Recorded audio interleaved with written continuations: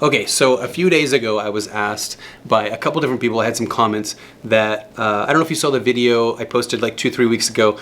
It was the luxury tour of the Brimley at Brighton Crossings. It's a luxury apartment style living that has all the amenities, all that stuff. You should check out the video if you haven't seen it already. But my point is that I was asked, like, why are you showing apartments? Why are you showing luxury apartment homes if you're a realtor? Like, do you make money by doing that? And I said, no, I don't. But that's okay. And they said, well, why? Like, why would you show apartments if you're a realtor and you're trying to get people to buy houses? And my answer to that was simple. It was, well, they're just not ready for it yet. Or they just sold a house and now they're looking for somewhere to live short term while the market cools down, or whatever the case may be. So it makes sense for me to like share the information. If I've got the knowledge, I'll share it, I'll give it to you. If that's just one more way that I can build trust with my clients for future dates, like, I'm perfectly fine with that. And let's be honest, who's to say that that person or family that's renting that apartment isn't gonna buy later? That's fine, we can wait for that. I wanna build that relationship first before I can ask for that later. And then also, who's to say that they don't have friends and family in the area, or they're just trying to move to the area, and they go, you know what, Anthony was super helpful, or my realtor, whoever that person's working with, they can say it was super helpful, like he even helped us find an apartment, this and that, in the situation that we're in. So the short answer is this: everybody's at a different point in lives, and you know, when our paths cross, it may be that that's the situation that they're in, and I damn sure want to be the person that helps them through it, even if it's not buying a house from me yet. Which gets me into today's topic of today's video, and that's what's better, renting or buying. So I'm going to go over 7 different things that will help you determine which is better, renting or buying.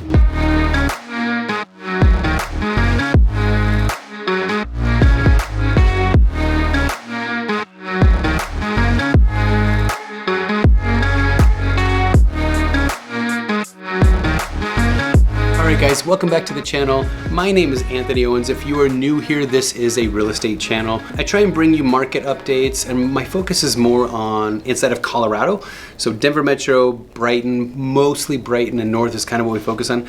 I'm gonna give you free information. All I ask in return is that you smash that like button. It does help the YouTube algorithm, and it helps like people just like you that are watching this video. It helps more people see the video, so I do appreciate that. Today's topic is gonna be 7 different things. I'm gonna bring up 7 different things, the differences between buying and renting. The first topic I want to go over today is stability. I want to go over the pros and cons of stability. Now, when you rent a home, rent an apartment, rent a townhome, whatever the case may be, you're not in control of how long you can live there. You're not in control of how much it's gonna cost you, things like that. So like if you have a landlord, that landlord could sell the property and who knows what happens there. Now the nice part about owning your own home is the only way you get kicked out of that house is if you default on your mortgage, on your income taxes, or even on your insurances and things like that. So that's the only way, and that takes a lot for something like that to happen. Like, you know it's coming well ahead of time. You got plenty of warning. So stability, I'd have to give that check mark to owning versus renting. I mean, you never want to be in a situation where your landlord could terminate your lease because you violated some random policy that you didn't even know existed. All right, so moving on to topic number 2, let's talk about maintenance.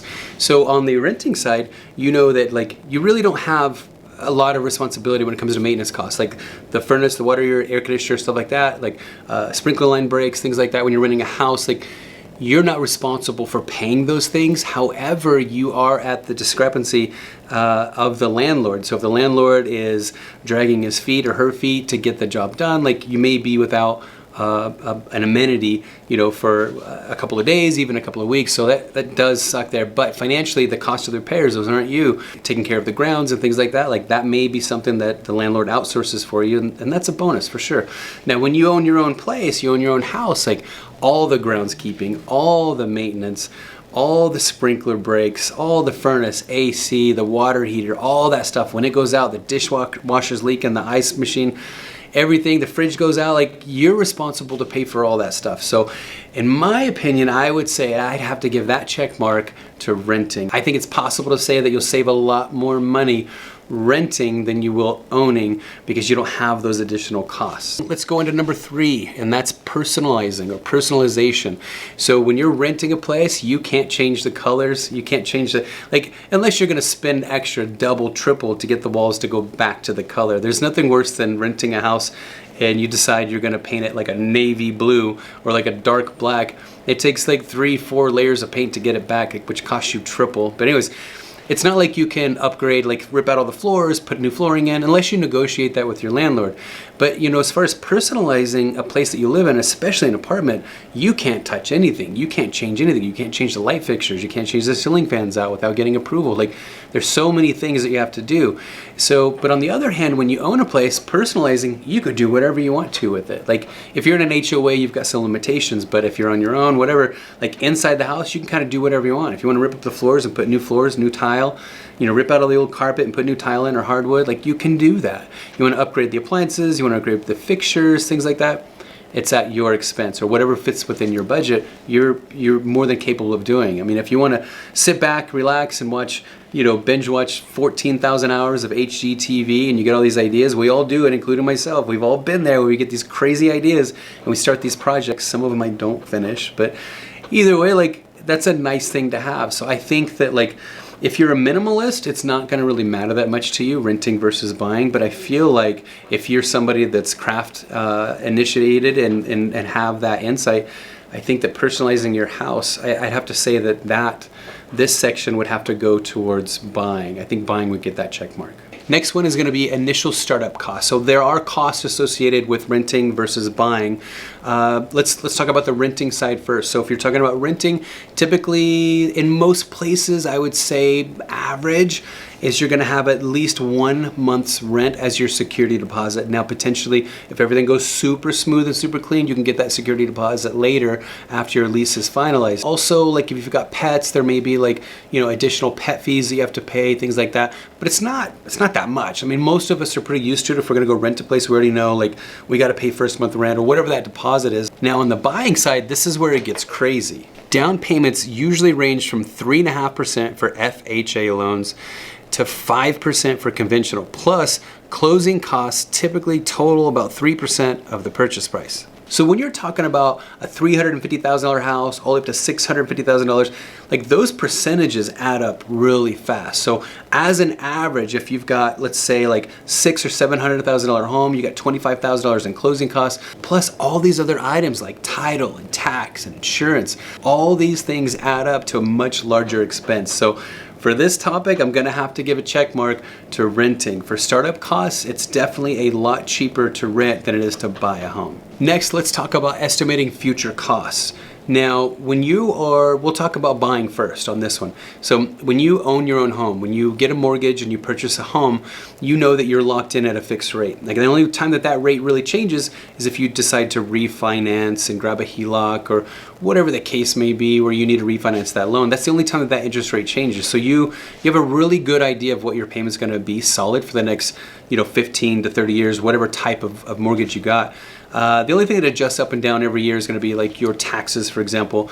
Like if you're in a town where the taxes are really low when you got there and you're paying, $3,000 a year for your taxes, that's great. And then all of a sudden you triple, like the city I live in, we literally tripled in the last 5 years. Our land values went up. We've got all of this construction costs that went onto the city. And now we're at, some $10,000 a year or something. Don't quote me. I don't know the exact numbers, but it's basically triple what we signed up for, and it's a lot of money. The difference, it's like another $400 a month we have to pay on a mortgage. So that does kind of suck there. But let's talk about the renting side.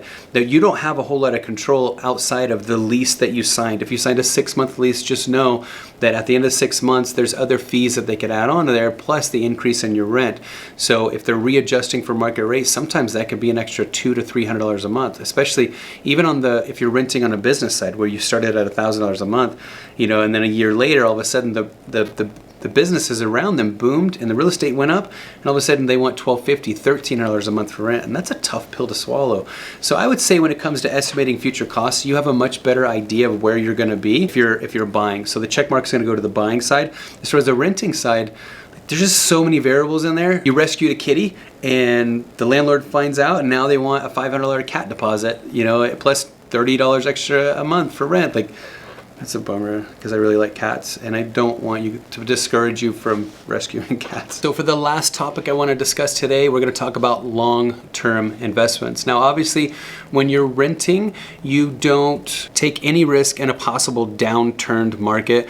They also don't enjoy the appreciation that comes with a strong, healthy market like we're seeing now. And so for most Americans, buying real estate, buying a new home or living in a home that you have a mortgage on, that is the single largest investment we'll ever make in our lifetime. So it makes sense that you're contributing thousands a month towards a multi-$1,000 investment for long term. That seems to be the most obvious choice.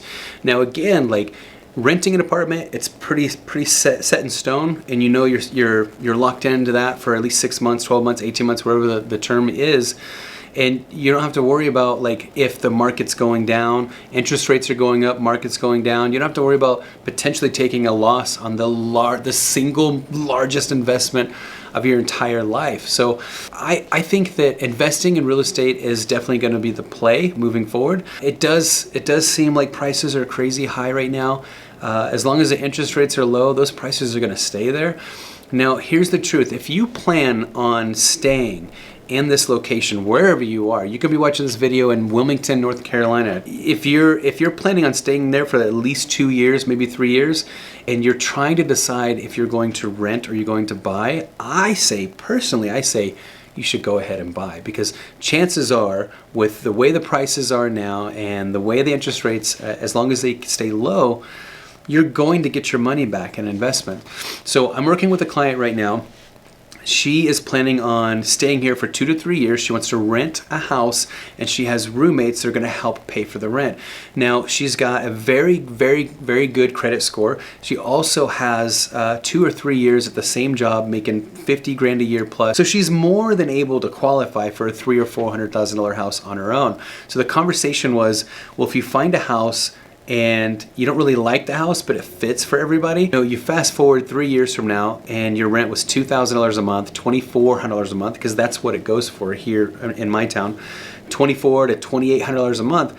You put that money in, I mean, what's that number after 3 years of doing that, right? And you have nothing to show for it other than you lost your security deposit because you had a small stain in the rug. But if she were to buy that, and then still same situation, she has her roommates live with her, they're paying her rent, right, for the mortgage. Let's say the mortgage is $1,800 a month at that point, and they're all three contributing, say, $1,000 each to live there. Like, not only is her mortgage paid, but she's making money on top of it as well. And then for 3 years, what's happening is the balance of that mortgage, that $400,000 and $450,000 house, that balance starts going down. It starts going down more and more over 3 years. Now when she goes and she says, I'm gonna go to Orlando and I'm gonna go to med school and become a doctor, she can either rent her house out for what she's paying for it or more if the market's not in a favorable position to where she can sell it, or she can go ahead and sell it and pull out 50 or 60 grand, or even more. And you've seen what happened in the last 3 years. You bought a $250,000 house, now it's worth $450,000 over 3 years. That's a $200,000 upswing. That is huge. Imagine going to med school and you have all these bills, but then you have extra money and you're not tapping into student loans. Like, it's such a great situation to be in. So anyways, guys, that is it for today's episode. If I missed anything, renting versus buying, would you please put it in the comments below? I am curious to know what your feedback is. I'm sure most of you guys that are watching this have either rented or owned, or you're working your way up to owning and you're currently renting. There may be some stuff in there that I missed. I want to talk. I would love to hear about that. So guys, that is it for today's episode. I appreciate your time, effort, love, and support, and I will see you guys on the next video. Peace, guys.